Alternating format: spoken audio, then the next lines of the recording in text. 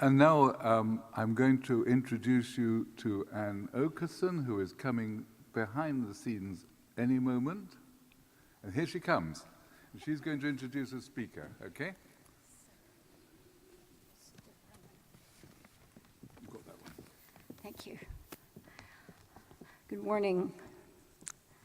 It's an honor and a pleasure this morning to introduce our plenary speaker on Thursday, Ruth Okediji.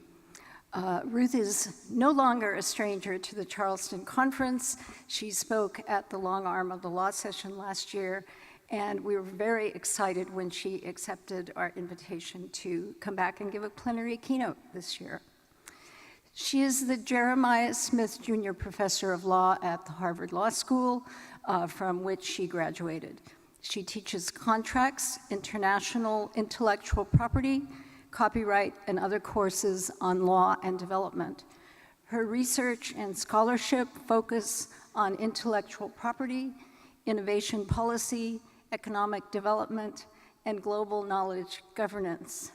As one of the foremost authorities on international IP law, she is widely cited for her work on design and implementation of IP norms in developing and least developed countries. In her role as lead technical negotiator, she was one of the people instrumental in leading to the successful conclusion of the Marrakesh Treaty. I think we all know about that. The treaty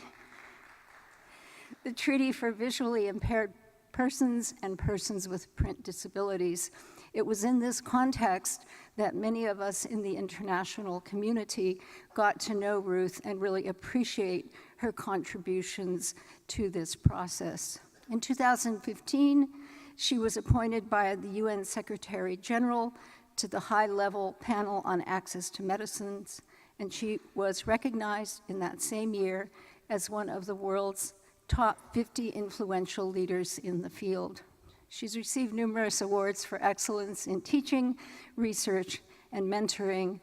Her most recent book, Copyright Law in an Age of Limitations and Exceptions, was published by Cambridge University Press last year.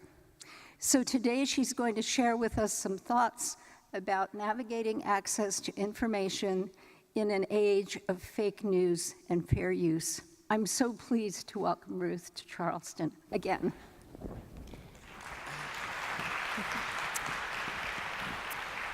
you so much. Thank you so much. Good morning. That's a better response than I get from my law school students. So I have always said that librarians are so much better than law school students. Any day I will hang with you. I have been given about 25 minutes to speak to you this morning. I understand that there was a party last night. We're going to try to make this morning's party a little better. There might be some dancing, maybe not. We'll see. So I want to start first by emphasizing what I feel is not often heard other than in conferences and meetings like this. And that is that the work that you do, the role that you play as librarians, as archivists, as integral parts of the education, civic education infrastructure in this country is indispensable. Let me just say that again. You and the role that you play are indispensable. And I think it's very easy to lose sight of that, and part of what motivated my talk this morning and some of the work that I have been doing is thinking about ways in which we might need to reconceptualize the role of libraries and the place of librarians in a system and in a season in which platform technologies govern much of our educational and civic discourse. I want to start with a story that some of you have heard me share, and I share it again because I had thought so much about bringing my mother with me, and my schedule just didn't allow it. But my mother was a librarian for much of my growing up years. And so my love affair with libraries began at a very young age. But in reality, it wasn't my mother's role that brought me to what I call my first classroom. As a little girl growing up in New York City, I experienced quite a bit of hostility. My parents had immigrated and sent us off to private school because they felt that that would give us the best opportunities in life, and they didn't quite trust the New York public school system at the time, and this was in the early 70s. And so off we went to private school. And there in private school, not only was I introduced to some of the finest teachers and educators and resources, I was also introduced to a world in which I was an outsider. I was the only child of color in the classroom, and I was in a classroom in which many of my classmates had never encountered a person of color. And so everything from my hair to ashy skin was a novelty. And I found myself sort of feeling like a museum piece, stared at, touched, admired, criticized, people just not quite knowing what to make of you. And as I experienced this over the course of time, I thought, well, I need to find friends. I need to find a place where I can make sense of some of what I'm experiencing. My parents were overwhelmed with 4 children and going to school and getting their PhDs, and I didn't feel, even as a little girl, that I should burden them with what I was going through in this elite private school. And so I found solace in some of my best friends in the New York Public Library. I found as I walked to school or took the bus, my parents did not know this. They would put me on the bus and I would hop off. My mother was just about to faint when I told her this many years ago. And I would hop off and I would make my way to the public library. And in the public library, I would go to the librarians and I would say, I want to read a book. And the librarian would say, well, what kind of book do you want to read? And I would say, well, I'm not sure. And this librarian would walk me through these massive bookshelves and say, well, why don't you start here? Here's some fiction. And she would tell me about some of the authors. And so I began this love affair. And I read, and I read, and I read. And in this world of books and being guided by my new friends in the library and my fictional friends in these books, I discovered a world of learning. And ultimately, the design of copyright law is about learning. And when you think about copyright law as a legal regime today, we tend to think of publishers and licenses and fair use and can I copy, can I not copy? But the fundamental design of the system had libraries embedded in it. The first copyright statute in the known world, the United Kingdom Statute of Anne, was aptly titled An Act for the Encouragement of Learning.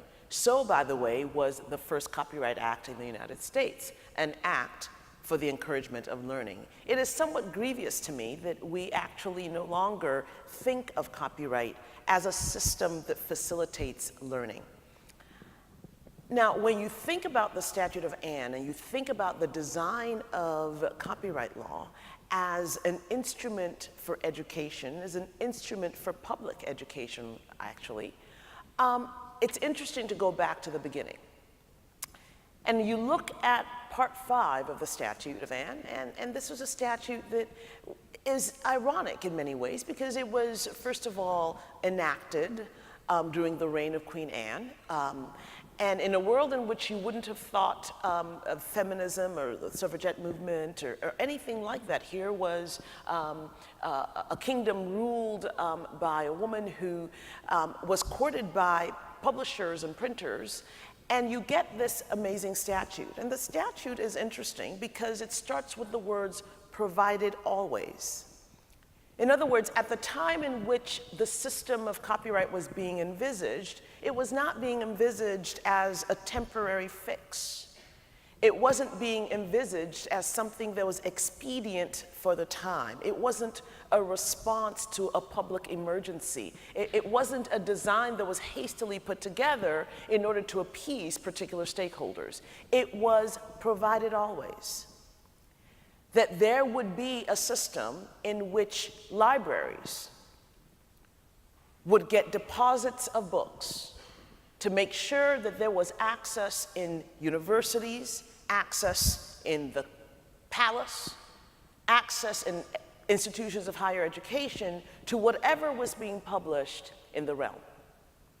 Now, what I think is fascinating about the statute and about Part 5 in particular, I mean, the Statute of Anne was not a very long statute, but what's fascinating about it is not only did it see the provision of books to libraries as something that needed to last beyond the immediate pressures that gave rise to the statute, it also embedded librarians into its very heart.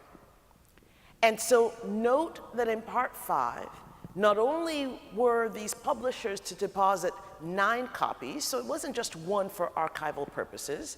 Those of you who work well with Section 108 of the US Copyright Act today know that you can make 1 copy. Well, this actually did not, was not reflected of how we began the system.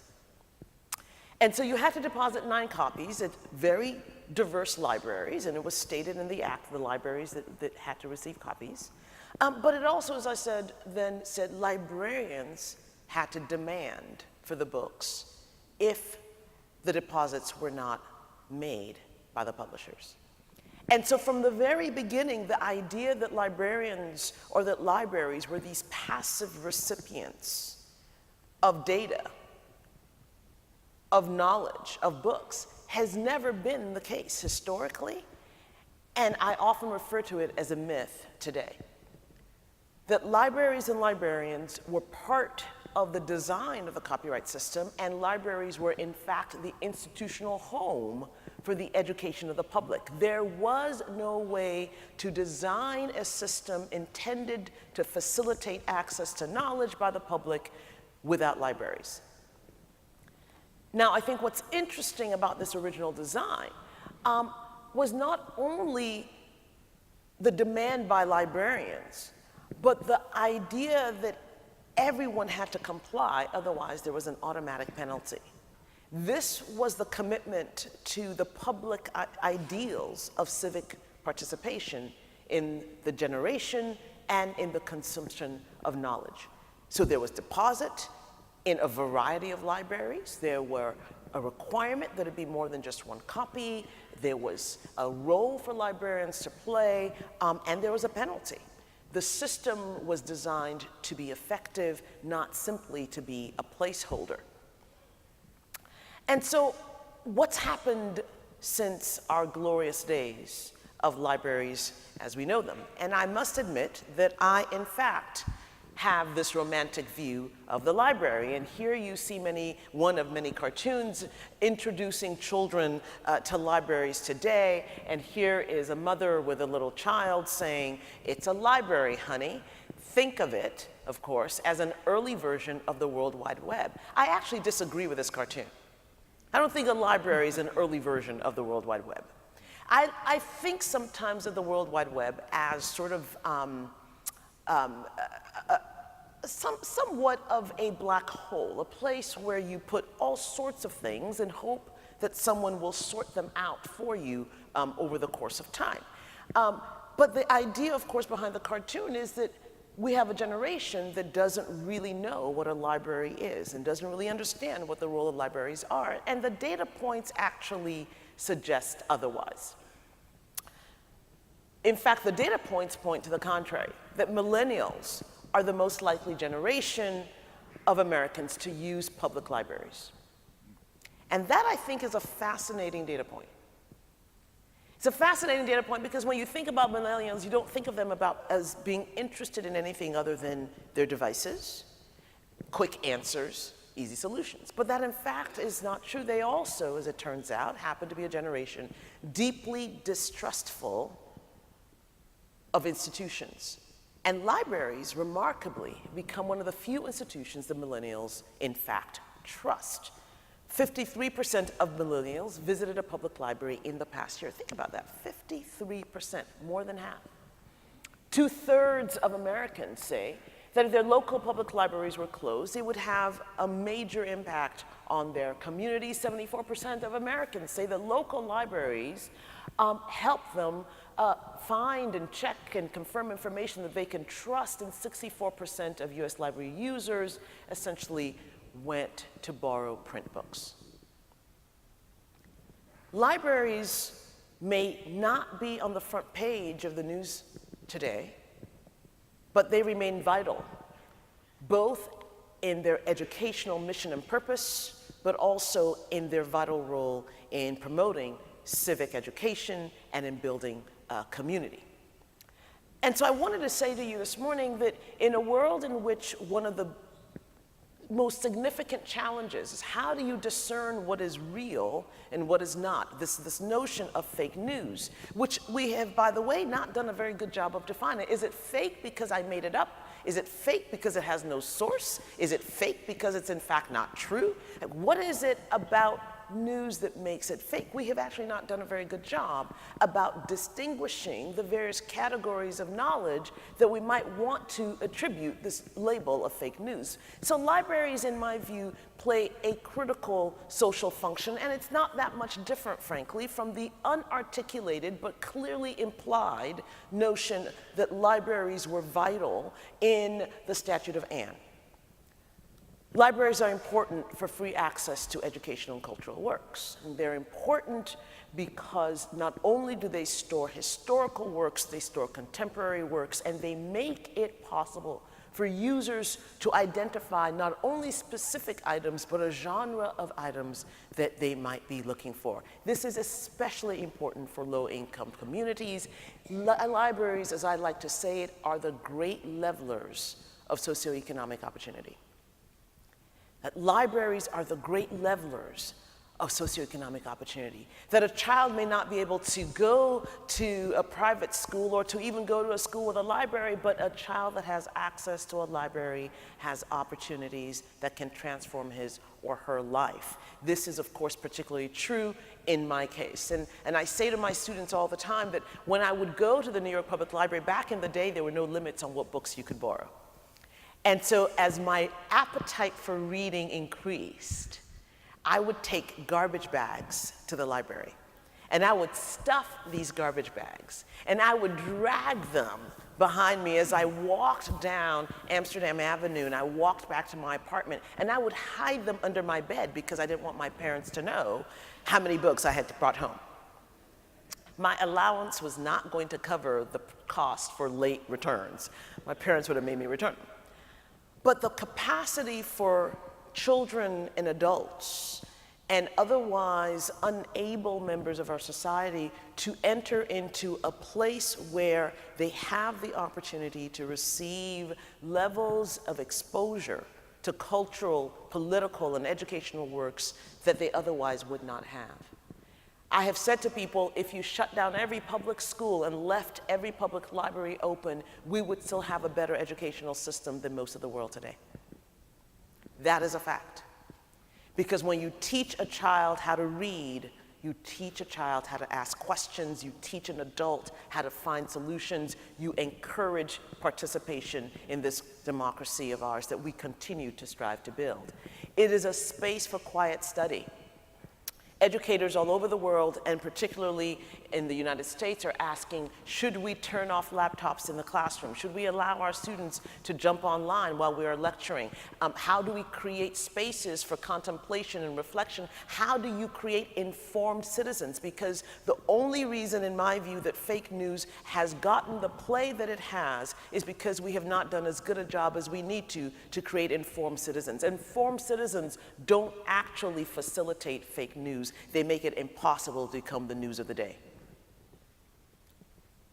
It is a sad testimony to the fact that we have not been successful in our capacity to facilitate reflection and consideration of multiple sources of information in order to cultivate an opportunity for people to begin to build communities around shared thoughts. Of course, quiet study in these spaces, in terms of their physical spaces, also promote the capacity for people to work and to have options about how they work remotely. 25% of Americans aged 36 or older are clear about the importance of libraries as promoting access to the internet. And in fact, I have always said that one of the most important innovations we could do in our educational institutions is to insist that access to the internet goes by way of a library. Because when you put undiscerning and uninformed individuals in front of the internet, what you do get is an undiscerning capacity to distinguish between what is real and what is not. And so ultimately we find that the data suggests that people who have utilized library spaces in addition to internet resources are more liable to have the capacity to discern between what is true and what is in fact real news, or what is in fact distinctive news from what is not. And here's what I think is something to keep front and center of your minds as you think about your work on a daily basis, right? That there is a significant amount of individuals who cannot access the internet. The idea that the internet and libraries are interchangeable, the idea that we saw in this cartoon, which we've seen many iterations of, is simply false. Libraries and the internet and librarians and search engines are not synonymous, and they are not coordinates. They cannot be replaced. Most of the world's population, believe it or not, even though that may not be true in the United States, it's a lesser number, but most of the world's population cannot access the internet. Most of the world's population does not have sufficient broadband access at home, and it is a travesty that those that do spend most of that time not reading or researching electronic archives, but in fact on other forms of social entertainment. 49% of teachers say that the lack of digital access at home is a major barrier to using technology in instruction. Most students, particularly in rural America and certainly in most parts of the world, simply don't have that. And so I think the case can be made and should be made on a daily basis about the importance of libraries and the importance of librarians. Because librarians, in fact, you don't walk into a library and just wander around. Librarians become not only your guides, they become your reference points, they become your access points, they guide the research, they help locate relevant information, and they help navigate without cutting off your freedom, of course, to explore. It's important, of course, that community events and the kinds of educational resources, the public meeting spaces, all of the things that libraries facilitate and teach without selling personal data, without creating a market in which the only price that matters appears to be what you give of your privacy and of your reading habits and of the things that you prefer in exchange to have access to knowledge. And I like to say that knowledge can't be free if the price of it is that we lose our libraries, that we lose the capacity, in fact, to distinguish between what is permissible and what might be appropriate. And so all over the place, we see this concern about fake news, and we see it as this giant chasm in which the nation is being sucked. And I think that ultimately libraries play one of the most important roles here as well.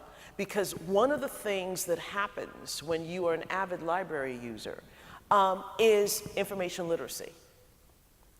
Information literacy. I still, in fact, go to the library to figure out, well, what's the universe of literature that I need to know. I still love to pull out where they exist, the little drawers with all the cards in them on my way to finding a book and all the others that I find on my journey there. And information literacy is something that you cannot learn on the internet. It's something you cannot learn simply by spending time curating web pages. The ability to locate and evaluate and effectively use relevant and reliable sources of information is critical to the function of civic society. We're often talking about this information overload, but the reality is that there's always been a lot of information. And one of the things, of course, that libraries did was help systematize that information, was help to determine how to divide and categorize and process that information so that users had the freedom essentially to find categories of information that they needed, but also categories of information that they needed to know about.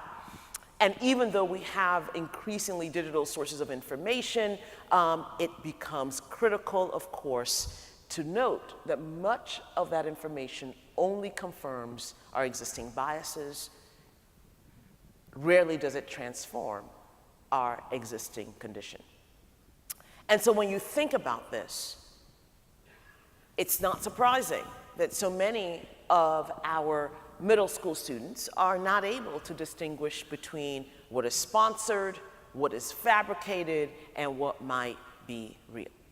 And so I have actually made it a requirement in some of my classes, my students or graduate students, to ensure that they are able to verify, to ensure that they're able to get to a library and in fact recognize what libraries can be used for. And teaching information literacy, helping people understand how to corroborate information and fact checking is a vital part of what we do with our libraries. And I think it's important, of course, that libraries raise awareness.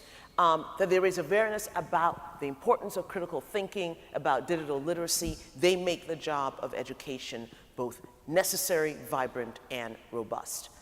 So here's some examples of some of what we're seeing, warning signs about how to fact check, ways in which you're teaching a new generation how to critically evaluate information that they receive. And of course, ultimately, what you want to think about is the way in which copyright often interfaces with some of the elements that we find problematic today. These digital technologies, as important as they are, have made it difficult for libraries to acquire data themselves, has made it difficult to preserve, and has made it difficult, of course, to think about how one might exchange resources with libraries across the country, much less around the world. And there have been, over the years here at this conference, discussions about the International Treaty for Libraries, and that discussion is ongoing. And there is still a move to create an international treaty where libraries can enjoy greater flexibility in ensuring that their role within the information ecosystem is protected. And while that's going on, while the legal effort to exclude libraries and to create a world in which libraries are able to exercise more autonomy in the selection, the curation, and the preservation, and the use of materials, there's also discussion about how new technologies might track ownership of ebooks and facilitate things like the first sale doctrine that might galvanize and that might release libraries to be able to do more with their resources. My sense, frankly, is that the way to handle this challenge for libraries and this challenge to what libraries do and this challenge to the critical role of libraries is not simply to mess around the edges. That my challenge is that we need to begin to think of a way in which libraries are not viewed as just one of many stakeholders in the information ecosystem. That libraries, in fact, are not just stakeholders, that libraries are the critical institutions, the anchor the system, and that make sure that the various sources of information have a reference point against which facts can be corroborated. The efforts to reform Section 108 and to make it more balanced, in my view, is too little too late. What we need is a wholesale exception for libraries in which libraries become essentially, once again, the institutional anchor for ensuring that this happens, that information and that access to knowledge occurs. Fair use remains important, but I think we need fair use and more. So libraries, I think, begin to perform not only these works, but also because of the digitization of collections, the way in which libraries systematize, the way in which information is categorized also requires some sort of transformation. And artificial intelligence has been important in doing that. But of course, as you know, the dangers of artificial intelligence are such that it's not often that artificial intelligence will not attract the same challenges that copyright law has already attracted for libraries. If libraries lose their autonomy because there are embedded algorithms that track what people use, what people check out, what librarians reference, I have often said that I dread the day when our librarians become like pharmaceutical sales reps, where what is happening is embedded algorithms that track what every librarian recommends or the way in which libraries categorize in order to exert the pressure to ensure that certain kinds of information are the most disseminated information. This is something that libraries must watch out for, particularly in the context of text mining, data mining, and artificial intelligence. And the apps go on. And it's not clear to me, I don't know enough yet about what the library associations are doing about ensuring that there are some standards that help guide the selection and a best practices guide to how libraries and librarians should think about the use of digital technologies within their library portals for purposes of helping to identify issues related to text and data mining and preserving privacy. Ultimately, we're seeing in some of these depictions how licensing as opposed to purchase, how the elimination of fair use, how the digitization of materials, how a weakened capacity to distinguish between what's newsworthy and what's not is affecting the way in which libraries themselves are systematically performing their own sense of their own functions. And libraries, when you look at the way in which the processing of data occurs, you look at how users are interfacing, it's vital that libraries do not become the middlemen between purveyors of information and the users. That role must remain robust and vibrant, and it must remain autonomous and independent, and it must continue to serve critical social functions that make libraries the vital cultural institutions that they were intended to be. And so here are a few reflections, and I'm going to wrap up because we want to have some question and answer time. I say categorically all the time that information is not news.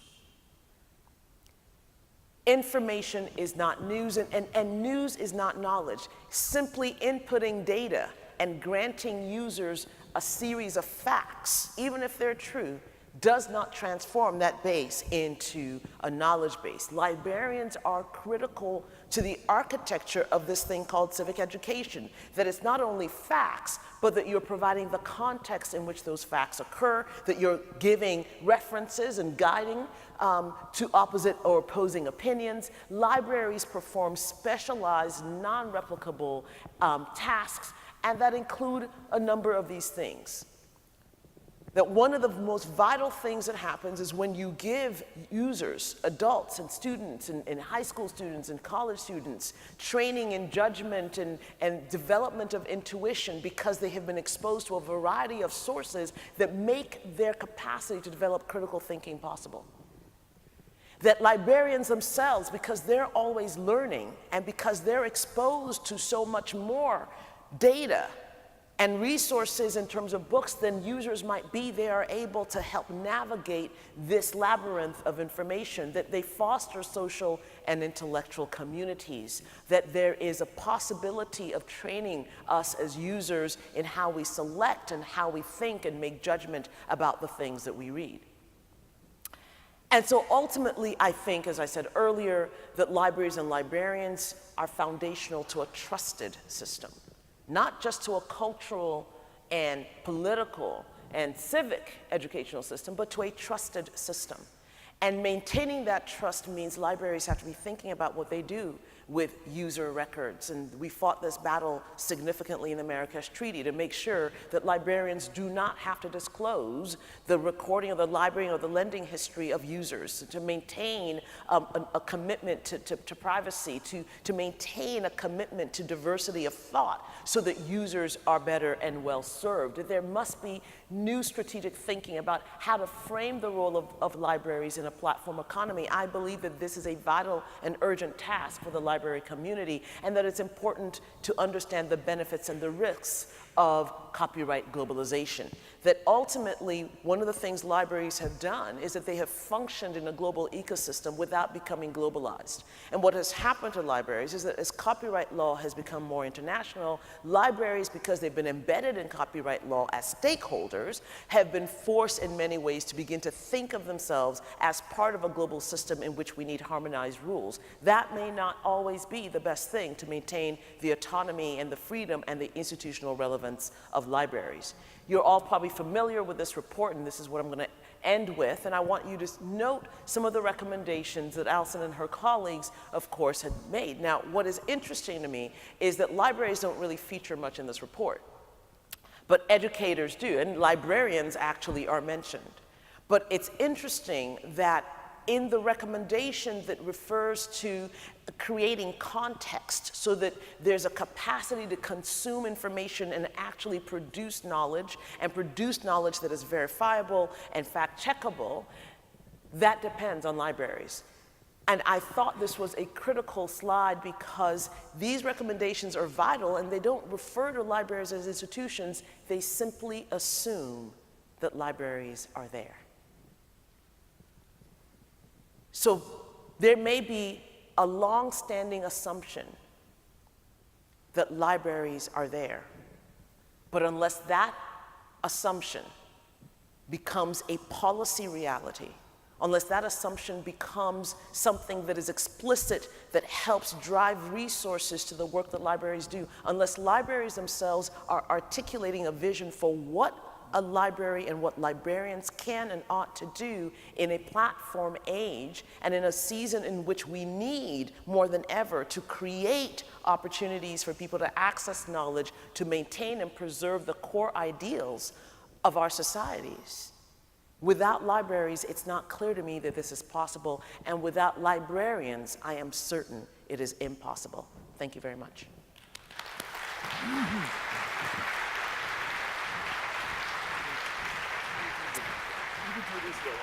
Oh, okay. Okay.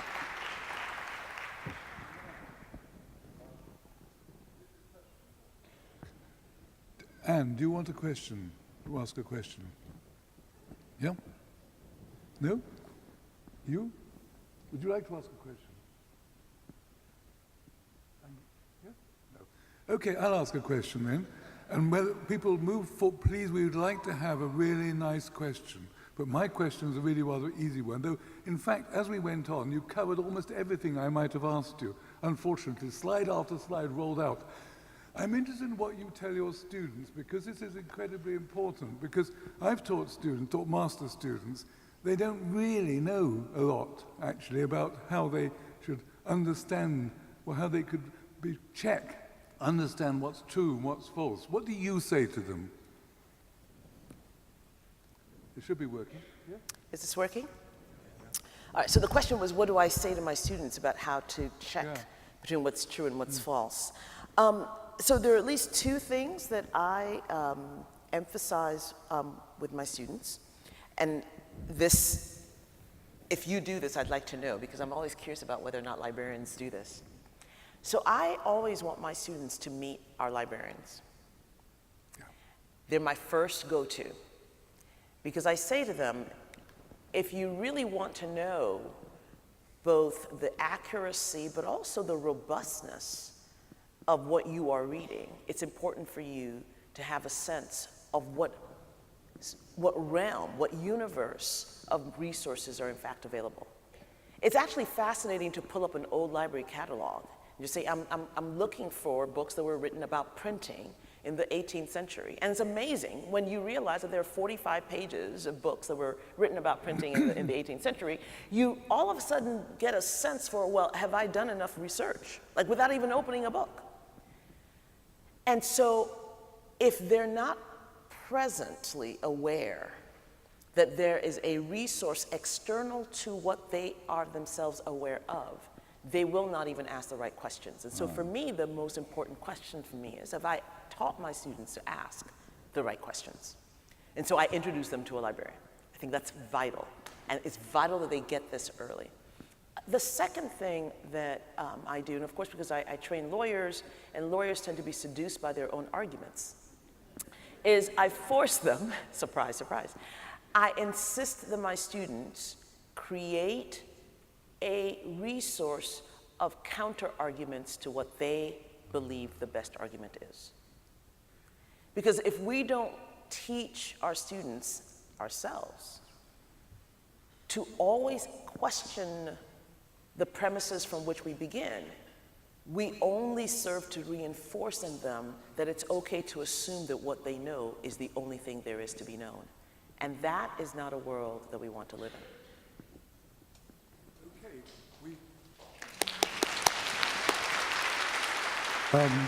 Could you give your name and affiliation? Angela Dresselhaus. I'm at East Carolina University.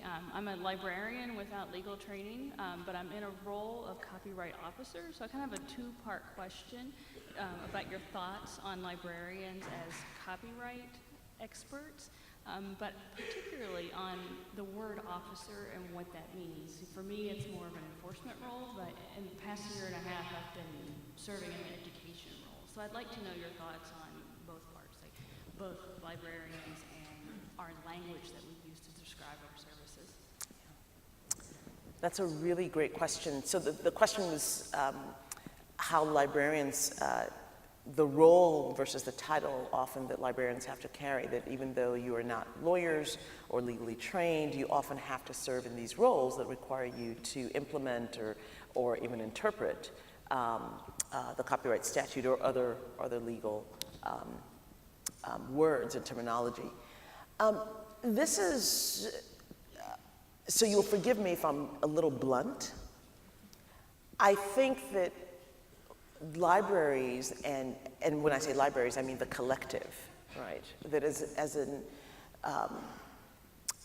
a part of our cultural ecosystem, the time in which the role of libraries began to be transformed was probably right about the time of the ratification of the Berne Convention in the late 1980s. And I think this is what happened. We've always had a healthy respect for libraries in the United States. We had, always had, a healthy respect. Libraries were a powerful political voice. We had a generation of politicians that grew up in libraries, who knew librarians. It was an idyllic generation. And so it was easy for a librarian to show up on Capitol Hill and to say to a senator, this is not a good thing, and to have a politician say, you're right. I mean, libraries are important. Everybody loves libraries. And so that moment very quickly transitioned into a moment in which libraries became active stakeholders in the development and in the evolution of copyright standards. Preserving, I think rightfully so, the position of libraries as being unique within the production of knowledge. The challenge with that is that once you do that, without a strategic plan or without a vision for the ecosystem itself, you get sucked in as just another stakeholder or another advocate that Congress has to essentially divide the copyright pie with. You lose your sort of independent, above the fray position, and you become a part of the many constituencies that Congress is trying to please. And once that happened, even though most librarians don't have legal degrees, but many do, librarians became officers. They became officers of the copyright system because the bargain that was struck, intentionally or not, was as long as you protect libraries, you can have all the copyright that you want. Libraries get insulated, libraries get their roles insulated, and what people didn't think about, perhaps wisely enough back then, was that the role of libraries and public perception of libraries would change. So we're now in this moment where, despite not having an obligation, so to speak, to be held accountable for interpreting the law, you in fact are active officers of the law.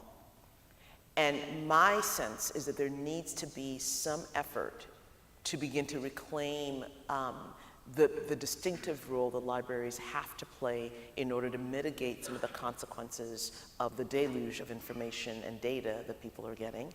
I think it's vitally important that there be a sense of exactly what it is that libraries are entitled to and what libraries ought to be configured as in order to make sure that your role as librarians is not conflated with your roles as officers who are upholding the law. I mean, in the same way that you uphold the law and making sure that the library is a physically safe space, that doesn't require a particular designation. That's just doing the job. And I think there's got to be that distinction drawn. I'm very much uncomfortable with the idea that a librarian ought to be a copyright police officer. I think that is not the model that we want to have. Thank you so much. Gosh, I wish you could go on for hours and hours, in fact, but unfortunately we have a terribly tight schedule here, as you probably know, looking at the program. So I'm going to have to say thank you, Anne, for inviting Ruth, and thank you, Ruth, for coming again, because I thought it was the most exciting thing I've heard for years. Thank you. Thank you.